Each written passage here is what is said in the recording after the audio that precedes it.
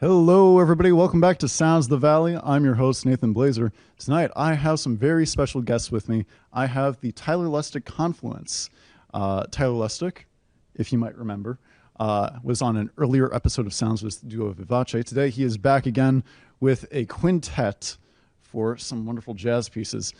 Tyler, I really look forward to getting to hear everybody's works together, and we'll get to talk more about who all is involved with this.